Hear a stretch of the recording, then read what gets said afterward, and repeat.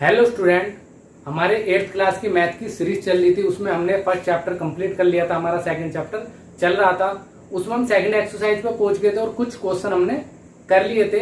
हमारे जो next question था 6 और 6, 7, 8 हमारे एक ही पैटर्न पे है। इसमें क्या रखा है, consecutive integers.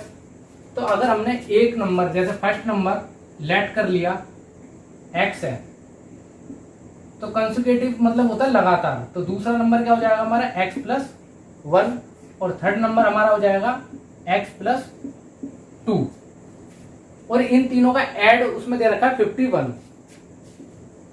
x+1 x+2 = 51। 3x इनको ऐड करा 3 = 51। ये प्लस का उधर जाके माइनस का हो जाएगा। 3x 51 3x 48, ये मल्टीप्लाई है उधर जाके डिवाइड।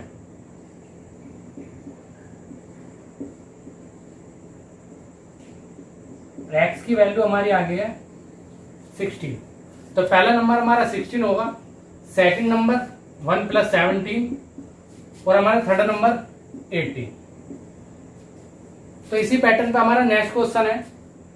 उसमें भी x+1 और x+2 उसमें मल्टीपल में दे रखा है। इसके साथ 2 है, सेकंड नंबर के साथ 3 और थर्ड नंबर के साथ 4 है।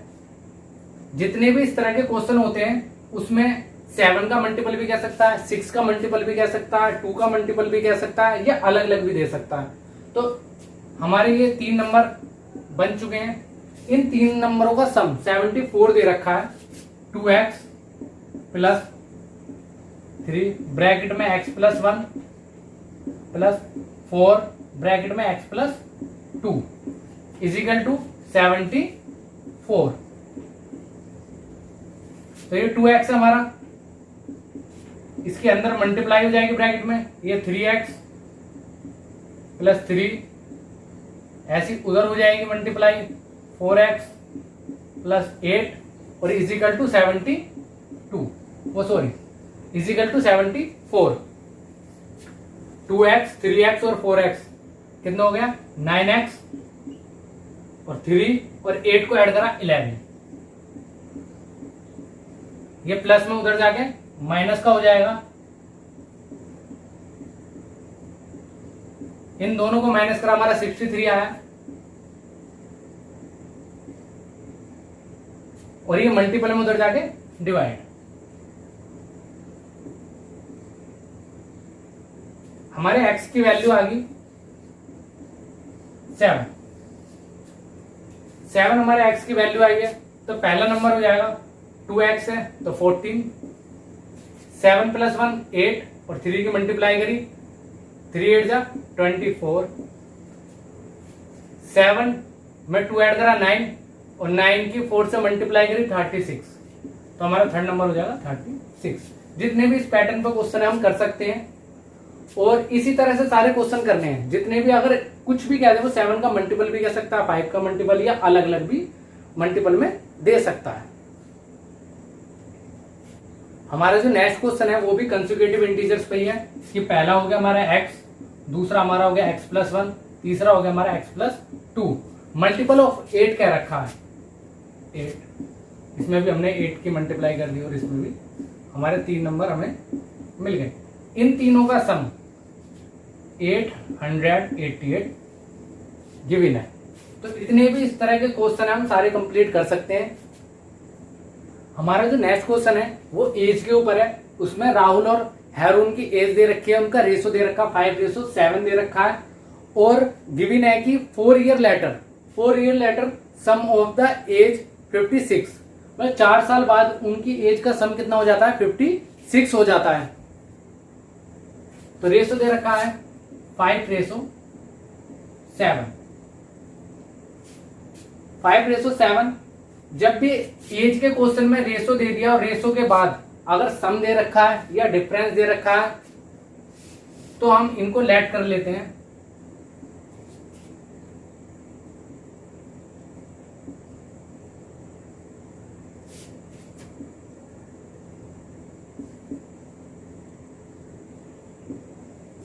लेट क्या करेंगे, 5x और 7x, 5x 7x, 4 साल बाद 4 ईयर लेटर, 4 साल बाद 4 ईयर लेटर, 4 साल बाद 4 साल ही राहुल बड़ा हुआ होगा सम, और 4 साल ही हैरून बड़ा होगा 4, और उनका सम कितना हो गया 4 साल बाद 56 हो गया। तो 5x 7x कितना हो गया 12x हो गया, और 4 4 8 हो गया सम 56, ऐसा उधर जाके माइनस हो गया 48 आ गया उधर, ये मल्टीप्लाई में उधर जाके डिवाइड,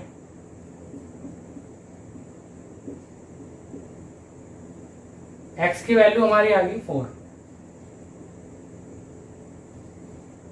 अगर प्रेजेंट एज पूछी जाए तो 5x, x की वैल्यू 4, 5 इंटू 4 कितना हो गया 20, 7 इंटू 4 28, प्रेजेंट एज 20 और 28, 4 साल बाद 24 और 32। तो एज के जितने भी क्वेश्चन होते हैं या रेशो के जितने भी क्वेश्चन होते हैं, अगर हमें डिफरेंस या सम दे रखा है गिवन है तो हम उनको लेट कर लेते हैं। नेक्स्ट क्वेश्चन भी हमारा रेशो पर है, उसमें रेशो दे रखा बॉयज और गर्ल्स का 7:5, मगर इसमें सम ना ही डिफरेंस दे रखा, मगर इसमें कंपेयर कर रखा है। कंपेयर में कह रखा है कि the number of boys 8 more than the number of girls. तो इस तरह के क्वेश्चन में सबसे पहले कंपेयर क्या करा गया कि जो बॉयज है वो गर्ल्स के 8 मोर है, ज्यादा है। तो जिससे कंपेयर करा जाता हम उसको लेट कर लेते हैं, लेट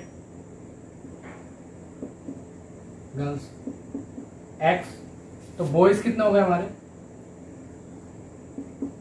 x प्लस 8, इन दोनों का रेशो x प्लस 8,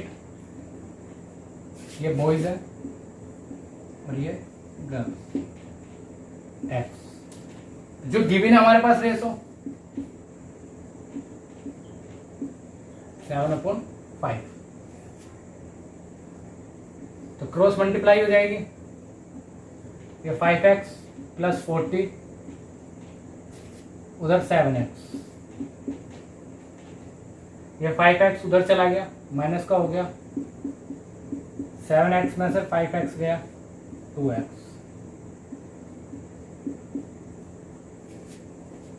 ये मल्टीप्लाई में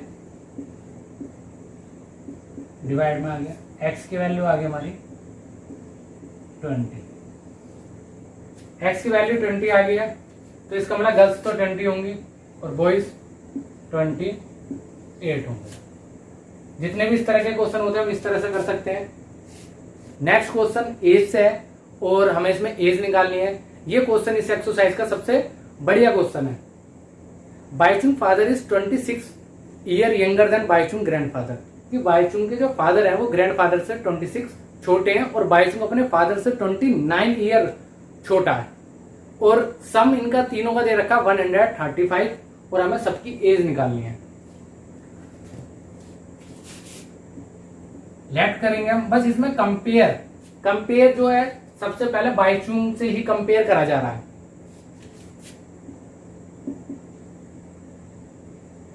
बाईचुंग एज हमने क्या मान ली x, तो वो अपने फादर से, अगर फादर एज देखी जाए,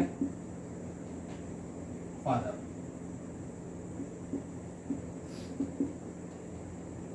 Baichung father as,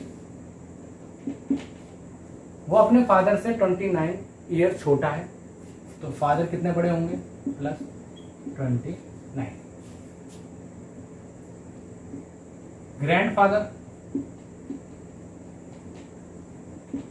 as, grandfather का जो कंपेयर है वो बाईचुंग से नहीं दे रखा, फादर से दे रखा है कि जो फादर है बाईचुंग के वो ग्रैंडफादर से 26 ईयर छोटे हैं, तो ग्रैंडफादर बाईचुंग से नहीं, बाईचुंग के फादर से बड़े होंगे, तो x प्लस 29 प्लस 28 6, इन दोनों को प्लस करा x प्लस 55, इन तीनों का सम गिवन है हमारे पास 135, x plus 29, x 55 is equal to 135। 3x, इन दोनों को हमने ऐड करा 84, ये प्लस का उधर जाके माइनस,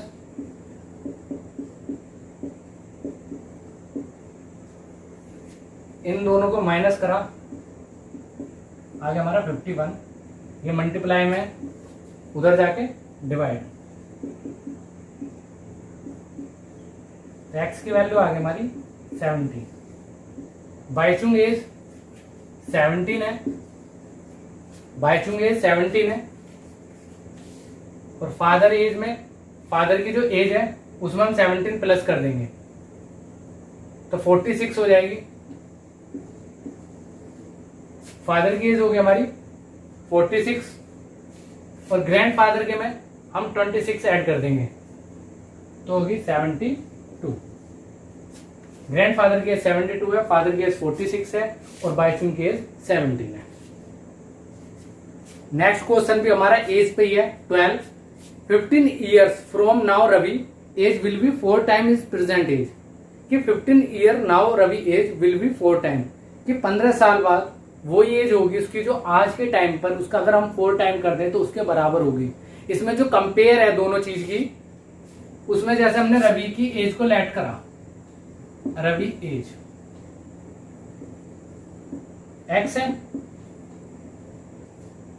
15 साल बाद x प्लस प्रेजेंट टाइम में तो x है, 15 साल बाद 15 प्लस करा,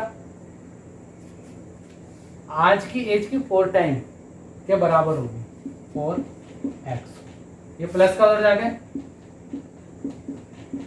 माइनस 3x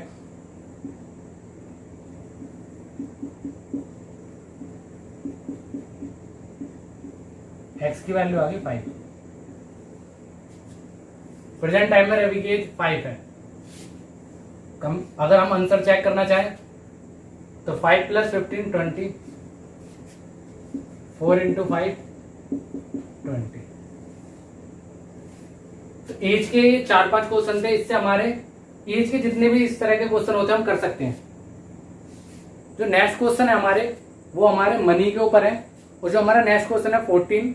लक्ष्मी एक बैंक कैशियर है और उसके पास जो नोट है वो 100, 50 और 10 में है, और उनका रेशो है 2:3:5, 2:3:5 है, और उनका जो सम है वो है 4 लाख। तो हमें उसकी वैल्यू, अगर इसमें जो रेशो दे रखा है और टोटल है हमारे पास, तो जो रेशो है उसको हम लेट कर लेंगे। सबसे पहले हम लेट करेंगे वो है नंबर ऑफ नोट, हमें नोट्स का ही दे रखा था रेशो, तो 2x 3x 5x, ये 100, ये 50 के नोट्स और ये 10 के नोट्स। अगर हमें वैल्यू ऑफ 100 की पूछी जाए तो नंबर तो ये रहे, कितने रुपए हैं तो 100 से मल्टीप्लाई कर दो, कितना हो गया हमारा 200x। और वैल्यू ऑफ 50 पूछा जाए तो नंबर्स कितने हैं 3x, 50 से मल्टीप्लाई कर दो तो 150x। वैल्यू ऑफ 10 तो 5x प्लस 10 50x। वैल्यू, इन तीनों की जो वैल्यू है वो हमारे क्वेश्चन में गिवन है 4 लाख। इन तीनों का ही सम 4 लाख है, और हमें रियल वैल्यू पता पड़ जाएगी कि 100 के कितने रुपए हैं, 50 के और 10 के, मतलब 100 के कितने रुपए हैं और 50 के कितने हैं और 10 के कितने हैं 4 लाख में। और हमें नंबर्स भी पता पड़ जाएंगे। तो पहले से आगे था हमारा 200x, 150x, और 50x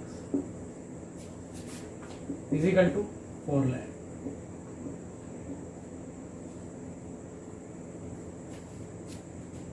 इनको सम करा हमारा आ गया 400।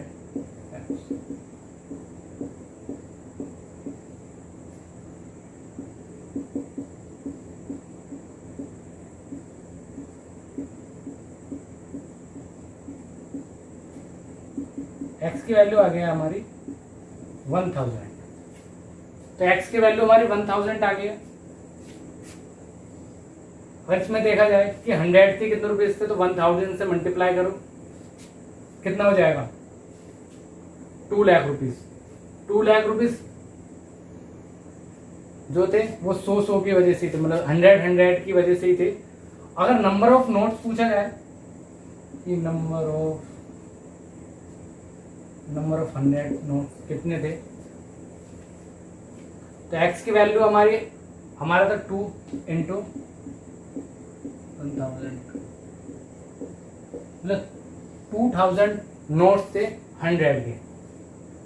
और नंबर ऑफ 50 पूछा जाए कि 50 के कितने नोट्स थे, तो 50 के 3x तो 3000 थे। 10 के पूछा जाए तो 5000।